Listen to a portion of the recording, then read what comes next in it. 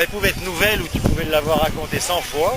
Elle pouvait être très bien ou horriblement mal racontée. C'était pas ce qui importait. Ce qui importait pour Fanchego, c'est que ton histoire elle soit vraie. Ou en tout cas que lui considère qu'elle était vraie. Parce qu'il disait toujours, toutes mes histoires à moi elles sont vraies. Aussi vraies que ma barbe est noire et blanche aux couleurs de la Bretagne.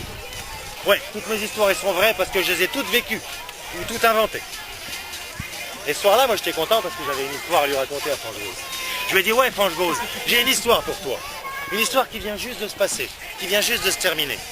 Une histoire d'ici, une histoire qui a eu lieu, bah écoute, tu connais Yannick Le Dilavrec, le marchand de bestiaux qui habite de l'autre côté de la colline là? Oui, a dit Fanchego. Eh bien figure-toi qu'Yannick Le Dilavrec, il y a un an de cela, est allé à la foire grasse. Vous connaissez tous la foire grasse? Non? Non. Ah, oh, c'est bizarre, pourtant c'est drôlement connu. Bah, en 2 mots, la foire grasse, c'est la plus grosse foire de Bretagne. Tu peux aller acheter et vendre tout ce qui s'imagine là-bas. Elle dure 5 jours. 5 jours. 5 jours où il s'échante, il s'achège, il se vend, il se boit, il se mange, il se fait la fête comme tu peux pas imaginer. Vendredi, samedi, dimanche, lundi, mardi. Puis elle s'arrête le mardi soir parce que c'est le soir du Mardi Gras. Et qu'en Bretagne, comme au Québec, comme dans tous les pays chrétiens, il n'est pas question de faire des affaires et de faire la fête le jour du mercredi décembre.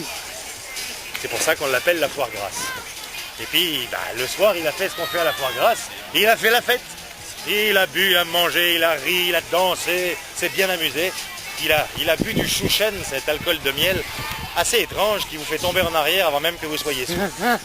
Et ça c'est vrai, je l'ai testé personnellement, c'est parce qu'il y a du venin d'abeille dedans et ça te perturbe le centre de l'équilibre. Alors tu pars en arrière, t'es même pas sous. Enfin, au début t'es pas sous, au bout d'un certain nombre de verres t'es sous, évidemment.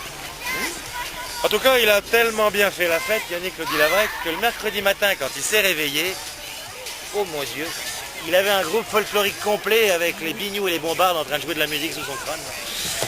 Ouh, ça a été dur de sortir du lit, ça a été dur de descendre l'escalier de l'auberge. Ah, il a quand même rassemblé ses affaires devant la porte, il s'apprêtait à partir, quand il s'est rendu compte qu'il avait perdu son pen-base. Son pen-base, c'est son bâton de marche avec le bout ferré. Parce que ce jour-là, pas qu'il fasse souvent mauvais en Bretagne, mais alors ce jour-là, les cieux ont fait tomber tout ce qu'ils peuvent imaginer. Yannick, il a eu droit à du vent, à de la pluie, à de la grêle, de l'orage, du tonnerre, des éclairs, tout. Pas la neige, mais il s'en fallait pas de beaucoup. Mais il n'a pas pu passer le seuil de la porte parce qu'au moment où il allait l'enjamber, le pen-base lui est tombé dans les jambes.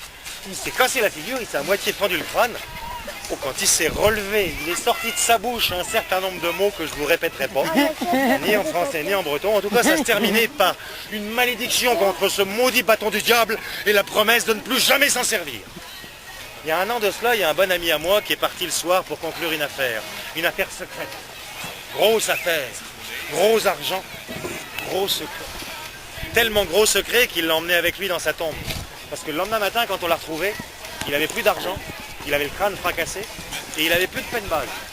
Un pen-base facile à reconnaître, un pen-base avec une croix sur le pommeau et puis 3 points à la base de la croix. Un pen-base exactement comme celui-là. Qui est-ce qui te l'a donné, tu m'as dit? Armel Le Créac. Hein. Alors, est-ce que t'as plu mon histoire, Fanchego, ce que je viens de demander? Si. Hey, Fanchego aussi, il n'a pas applaudi, mais il a dit ouais. Elle m'a bien plu ton histoire, c'est une histoire vraie. Une histoire comme je les aime, une histoire aux couleurs de la Bretagne. Blanche et noire, belle et triste.